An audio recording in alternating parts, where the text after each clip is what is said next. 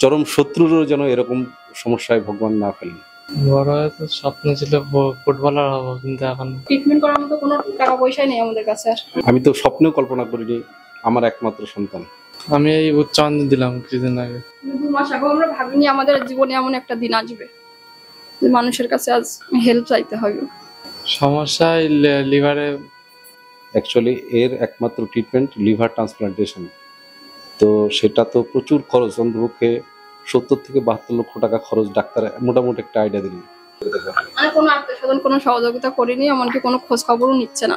লকডাউনেও 1 লাখ টাকা মানুষকে দিয়েছি আমরা চাল ডাল কিনে।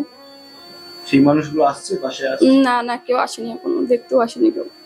যারা আত্মীয় স্বজন না, আমার পরিচিত বন্ধু বান্ধব, আমার কিছু স্টুডেন্ট, মনে হয় আপন আত্মীয় থেকে তারাই বেশি আপনজন। এই বিপদের সময় যে পাশে দাঁড়ায় সেই প্রকৃত আপন বা আত্মীয়, আমি তাই মনে করি। কিন্তু এতদিন ধরে ও সব বাড়ির ছোট ছেলে, কিন্তু ও দাদাদের সব ওই খরচ বাড়ি ঘর দুয়ার সব করে রেখে এসছে সেখানে, তারাও আজ খোঁজ খবর দিচ্ছে না।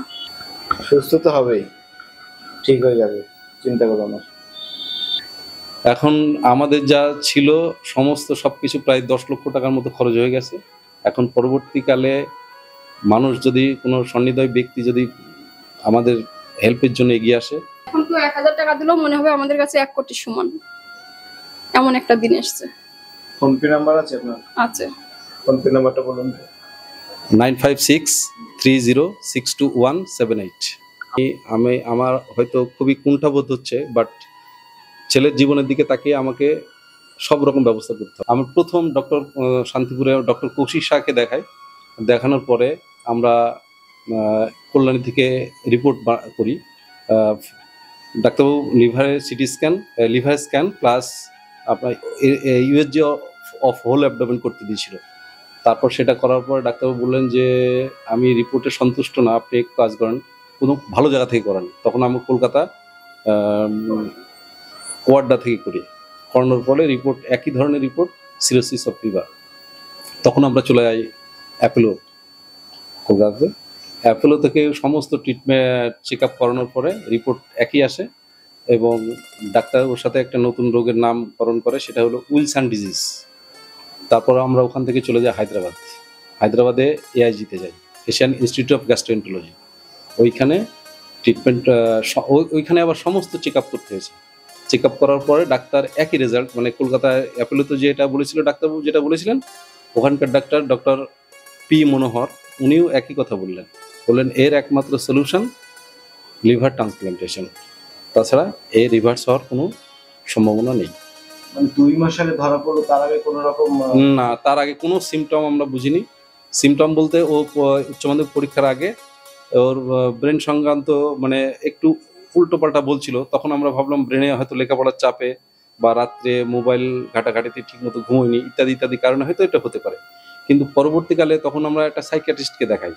সাইকিয়াট্রিস্টকে দেখানোর পরে পাশাপাশি আমি সাইকিয়াট্রিস্টকে বলেছিলাম, স্যার এটা কি লিভার সংক্রান্ত বিষয়ে এরকম হতে পারে? তখন উনি বলেছিলেন না, তবে লিভারের ওষুধ আমি কিছু দিচ্ছি। তো তারপরে আমি 2 মাস কন্টিনিউ ওই সাইকিয়াট্রিস্টের ওষুধ খাওয়ার পরে 2 মাস পরে আমি লিভারের জন্য স্পেশালি ডক্টর কৌশিক শাহকে দেখাই। তখন ওইগুলো চেক আপ করার পরে এই ঘটনাটা ধরা পড়ে। এর আগে কোনো সিমটম, লিভার সংক্রান্ত খারাপ হওয়ার কোনো সিমটম কিচ্ছু দেখা যায়নি, ফিজিক্যালি কোনো সিমটম নেই। আপনি কি কাজ করেন? আমি ব্যবসা করি, ছোটখাটো ব্যবসা করি। আর তাছাড়া এই মুহূর্তে মানে ছেলের সব পিছনে ট্রিটমেন্ট করতে গিয়ে সর্বশান্ত এখন টোটালি বেকার, প্রায় মাস 4 ধরে একদম টোটাল বেকার। কাজ নেই, কোনো জবলেস, কিচ্ছু নেই, সোর্স অফ ইনকাম নেই, একদম জাস্ট।